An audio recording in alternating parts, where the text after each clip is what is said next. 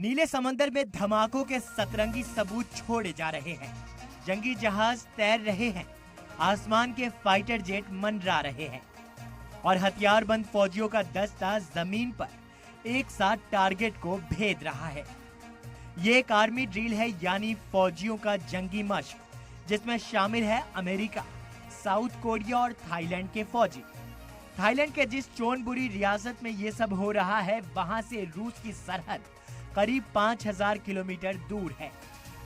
रूस के सदर व्लादिमीर पुतिन थाईलैंड में अमेरिका ड्रिल को देखकर जरूर परेशान होंगे, ठीक उसी तरह जिस तरह अमेरिका और यूरोप के मुल्क पुतिन की नई न्यूक्लियर धमकी से परेशान हैं। Тоже есть оружие, да знают об этом. Сейчас только я сказал. Тоже есть оружие, которое может поражать цели на их территории.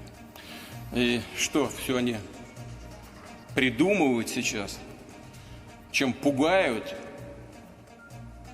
весь мир, что все это реально грозит конфликтом с использованием ядерного оружия, а значит уничтожением цивилизации.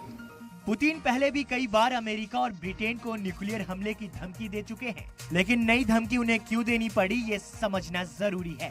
दरअसल फ्रांस के प्रेसिडेंट इमैनुअल मैक्रोन ने वार्निंग दी थी कि रूस के खिलाफ यूक्रेन में नाटो की फौज उतर सकती है। पुतिन ने इसी का जवाब देते हुए कहा था कि अगर यूक्रेन में नाटो की फौज उतरती है तो मगरिबी मुल्कों को न्यूक्लियर हमले के लिए तैयार रहना होगा।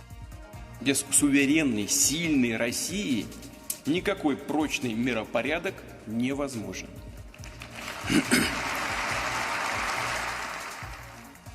वर्ल्ड ऑर्डर में ताकतवर होने की दौड़ ही तो है जो रूस और अमेरिका 1950 से आपस में टकराते आ रहे हैं।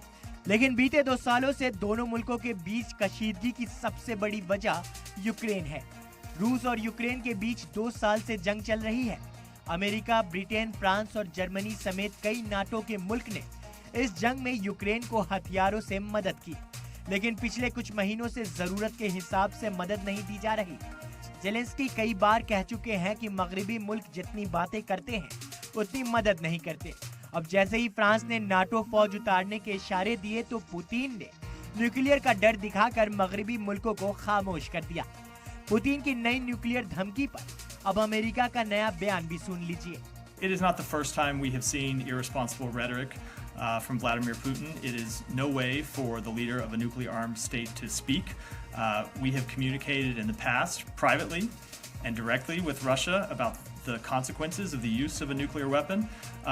That said, we do not have any sign that Russia is preparing to use a nuclear weapon, and we will continue to monitor this carefully.